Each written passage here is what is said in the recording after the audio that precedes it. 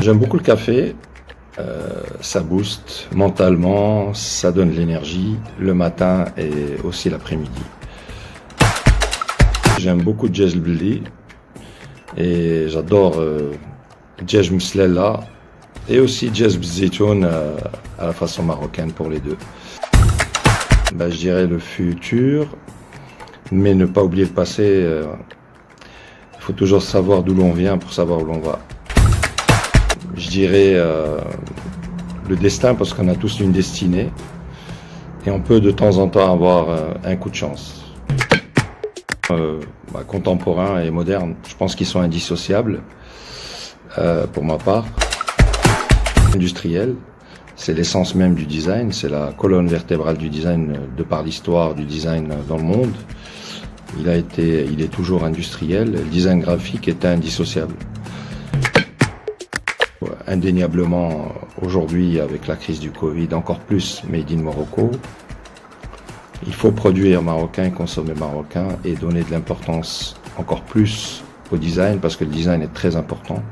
C'est pas un acte de créer, mais c'est le dessin, pas juste dessiner, mais le dessin EIN, c'est mettre en place des perspectives, des stratégies. Et il faut rendre le design inclusif dans le système ou les systèmes économiques du Maroc et comprendre l'importance du design et donner l'opportunité à la communauté de design de s'exprimer encore plus et de pouvoir répondre à des problématiques données dans les différents secteurs où l'on a besoin de produire. Je dirais Rabat parce que c'est ma ville natale, c'est là où j'ai grandi avant de partir faire mes études en France, à Paris. Et j'aime bien cette citation de Bernanos qui dit « On n'est pas de son pays, on est de son enfance ». Donc je suis très attaché à mon enfance, donc à Rabat. Mais j'aime aussi Casa pour son énergie, mais je trouve que Rabat a beaucoup de qualités. Et c'est une ville que j'aime vu que c'est ma ville natale.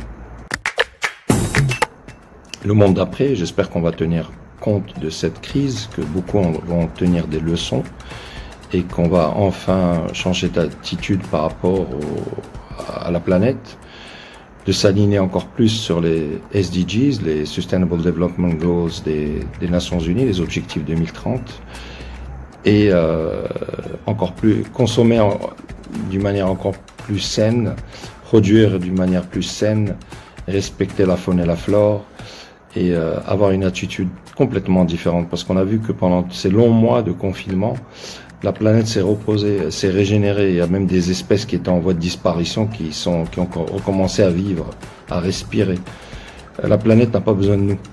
C'est nous qui avons besoin d'elle. Donc je pense qu'il faut vraiment changer d'attitude, mais vraiment. Je dirais évolution parce que l'homme, l'être humain, depuis qu'il est sur Terre, a toujours évolué. Mais je pense qu'il devrait encore plus évoluer dans le bon sens, ne pas avoir cet égocentrisme ou cette cupidité de penser qu'à lui, parce que indéniablement, sans la planète, il n'est rien. Hello, pas forcément hello le sucré parce que c'est sucré, mais hello, ça veut dire la bonté, la générosité, le partage, l'empathie, la gentillesse, c'est pas une faiblesse, voilà.